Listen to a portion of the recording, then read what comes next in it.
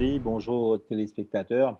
Premièrement, nous vous présentons toute sympathie, ben, du mondialisé, donc ça va de la famille là, parce que quelle que soit c'est une maladie, nous connaît qui est difficile, parce que ben, là, donc, tu peux attendre une transplantation rénale par rapport à six autres jeunes ou par six autres âgés, donc souvent le dialyse permet, après un diabète, donc une insuffisance rénale, donc tu trouves le seul moyen, c'est le dialyse. Mais dialyse, c'était quelque chose qui marche très bien à Maurice. Et donc, dans beaucoup de cliniques privées, même, que je travaille sur dialyse faire, sans aucun incident. Et ce qui me pas comprend un peu, c'est que, plusieurs fois, je me dis, dire, Aster, j'ai l'impression, Monsieur Ivan Colendevulu, aujourd'hui, pour cause de dialyse, il me pensait, donc, il est très concerné par ça. Et c'est normal, c'est un député du Parlement, donc il est très concerné. Ça montre une approche d'empathie. Mais le problème dedans, c'est que vous pensez ne peut mal l'angle de sa solution-là. Donc, nous connaissons une période Covid, comme on dit, la mortalité dans les périodes Covid, donc, et ben, patient surtout qui est positif dans le dialyse, c'est au-dessus de 20%. Nous avons déjà de l'expérience. Nous des inconnus qui peut faire, et bien les autres pays, une fini prend l'avantage, c'est vacciner. Vacciner, vacciner, vaccine, tous les autres bandimons qui le dialyse. Et donc, ça, c'était la solution. Maintenant, nous passons la cap solution. Maintenant, nous avons COVID, nous avons à peu près 16 personnes contaminées donc, dans l'hôpital de Suyac, dialysées à peu près. Et donc, dessus, donc, nous avons 6 morts là. Et là, dedans, je peux dire 2 par rapport à ça. Mais au demandement, c'est un tu peux vivre de dialyse bien, correctement. Et c'est quelque chose qui était bien fait, ça. Maintenant, dans une période où nous avons un virus en place ou une bactérie, par exemple, dans l'hôpital, n'importe, tout médecin connaît, on appelle ça une infection nosocomiale dans l'hôpital. Tout le médecin connaît, il y a un principe qui est fini établi et qui est mis en place, on appelle ça un risk factor, et qui ou étudier ou faire un prélèvement, l'appareil que vous faites dialyse, même beaucoup plus strict, surtout dans une période de COVID. Maintenant, il y a un staff qui travaille avec ça, doublement bien prend sécurité. Que nous pensons, nous faut, comment nous dire, là, nous faut parce qu'il nous personnel, c'est pas le personnel là qui est responsable à un point. Le personnel est formé, mais le problème, c'est un laxisme qui est installé. Et le laxisme qui est installé, comment nous dire, député Ivan peut dire ça aussi, le laxisme qui est installé, c'est que tout le monde a une pensée qui nous est capable de soigner d'immunes en oubliant quelquefois les mesures de sécurité. Et les mesures de sécurité doivent être hautement à un niveau très supérieur, surtout dans une période de COVID. Et c'est là que nous faillir. Ça, c'est une partie. Deuxièmement, on finit avec COVID. Je pense, ou bien en tant qu'un gouvernement, trouve une certaine solution pour sécuriser ce patient-là. Que le meilleur médecin occupe ce patient-là. Pas ne pas faire une affaire de routine pareille. Que nous besoin de surveillance. Et là, la meilleure façon, c'est envoyer un médecin qui est responsable du gouvernement sur place, à qui protocole mettait dans chaque centre, concentré, un malade comme surveillance. Est-ce qu'il y a un social distancing avec un patient-là? Est-ce qu'ils quand ils payent 10 bouts pour attendre une dialyse, pas causer, on peut mélanger déjà.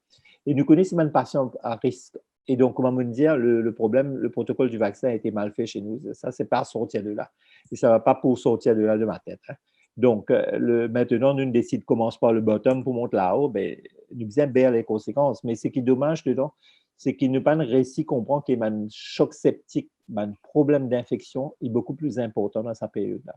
Mais tout ça est un peu bizarre. L'alimentation, donc, on fait 3 fois quarantaine, là, Maurice. L'alimentation est correcte. Maintenant, le dialysé, c'est vrai qu'il y a une alimentation correcte. Mais que faut-il venir? Faut-il pas venir dans l'hôtel là? Est-ce que l'hôtel s'est adapté pour faire ce médical? Non.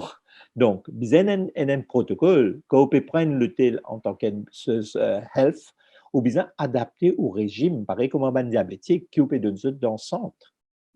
Bah, moi, je connais un diabétique dans le centre qui est en quarantaine, un touriste, qui a tout mangé pareil. Personne ne contrôle ce disque, personne ne contrôle rien. Et pourtant, ben, ce n'est pas comme ça qu'ils nous vivent. Donc, dans l'hôpital, nous prenons compte, ça m'a affaires. Le ministre de la Santé, aujourd'hui même, vient dire que le risque zéro n'existe pas. Le risque zéro de transmission entre les personnels soignants dans les hôpitaux n'existe pas. ou on peut dire qu'il y a un certain laxisme qui finit installé au niveau de notre personnel soignant.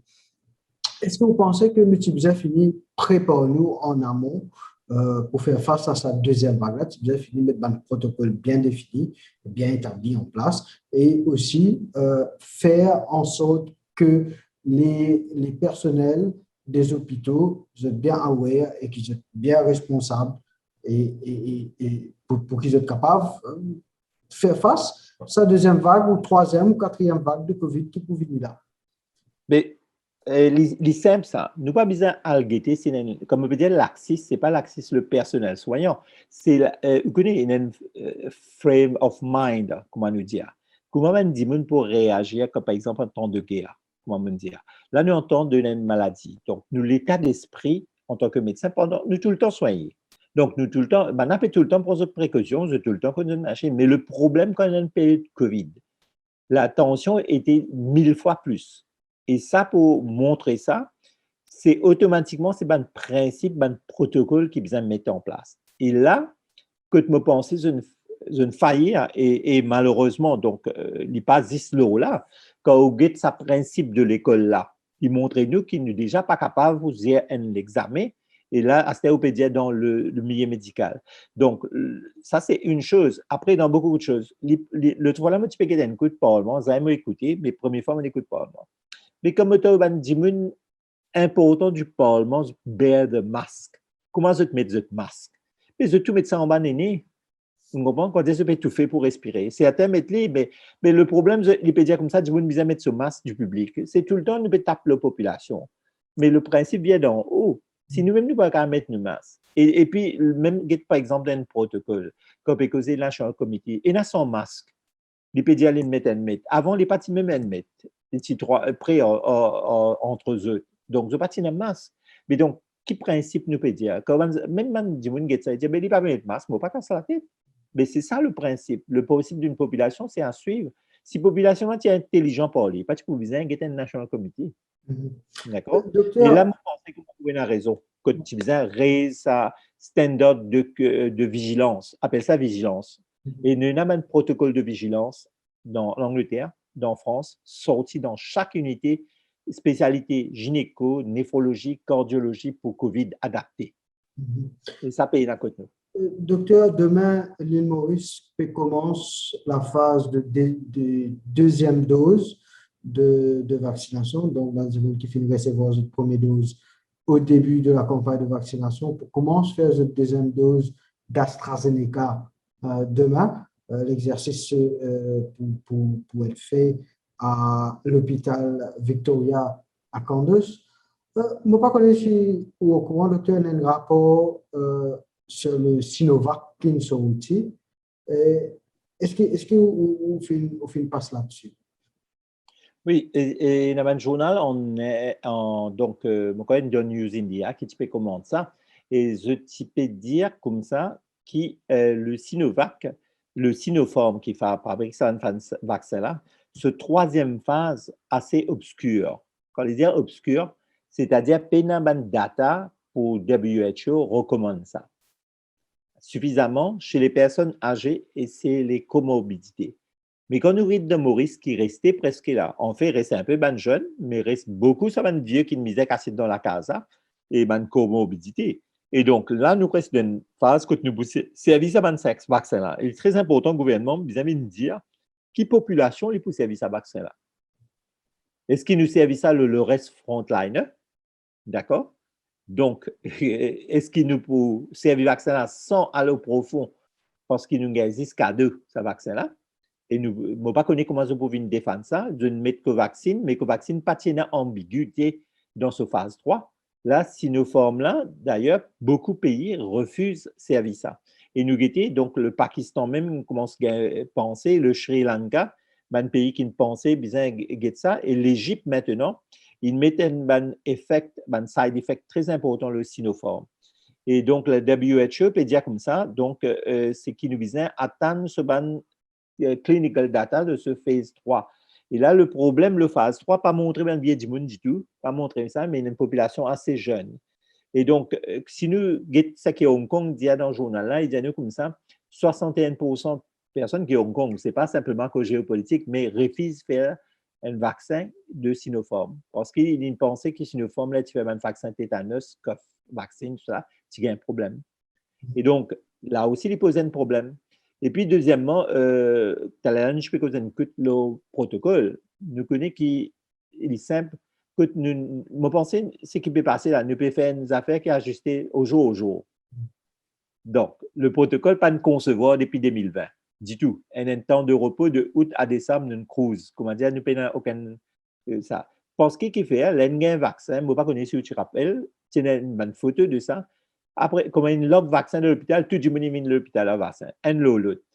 Ben là, nous avons le social distancing, mais là, nous avons infesté l'hôpital là net. Comment nous pouvons dire que c'est personnel qui est en tort? Moi, je dis personnel qui est remonté.